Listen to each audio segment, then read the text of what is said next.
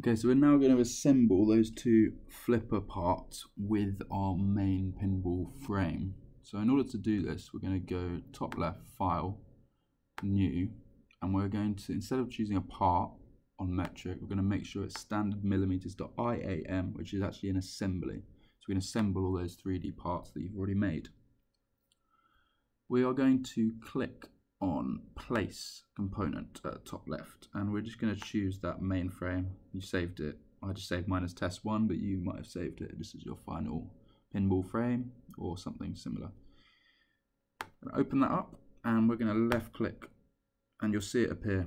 Then just press escape so you don't add another one in. We just want one. If you just use the orbit tool and get it into a position which is pretty similar to isometric, and then just click on that there. Again, right click, set current view as home, fit to view. I'm also just going to change the view, so we go to view at the top, visual style, shaded with hidden edges, so we can just see everything there. I'm going to save that into my document as final assembly. And I'm going to place in it the flipper part and press open, and then left click again.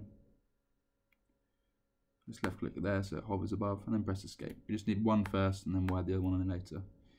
Now what we need to do is we are going to zoom in, which is the pan tool, and we're going to use this constrain tool here. Left click on that and make sure it's on mate, not on flush. Left click on that. Left click on this, just hover over so that you get this kind of appear. So two circles, two parts to the extrusion, the two ends of it, then a dotted line in between. Left click on that, should go blue. And then again on this one, left click on that one, should go green and blue. Press apply. Make sure it's done on the right hole, not the left hole. And then we can just orbit it, and you'll see that it's actually locked on at the moment. But it's locked on the underside.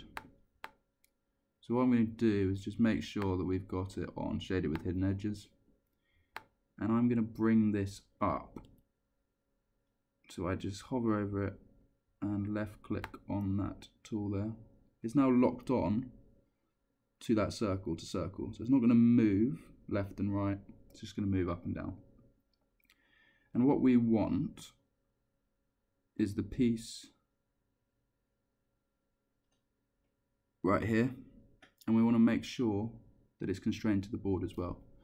So I'm going to go assemble, constrain, left click on our board, and then I'm going to left click on the underside of our flipper part. So we just zoom in there and we just go underneath the board until we can see the underside of the flipper. Left click on that box again, make sure that part is selected, and left click, and that will constrain it. Press apply there. That is now there, and we just close that box, and we can see that this now moves just as it would do with the flipper mechanism. So that's nice and easy. Shouldn't go too far. If it goes too far down, there will be a stopper on the one that you make in the workshop, so that's absolutely fine. Going to repeat that exactly the same for the other one, but we're going to flip it round so it's got the right kind of axis on it. So again, we're going to place, flipper part final, open, left click on it just above. This time I just need to kind of flip it around a bit. Need to make sure that that part, the part with the angle, is facing down. So I'm just going to free rotate this piece, left click it, and just rotate it a little bit, just so it's a little bit more flat and it's the right way round.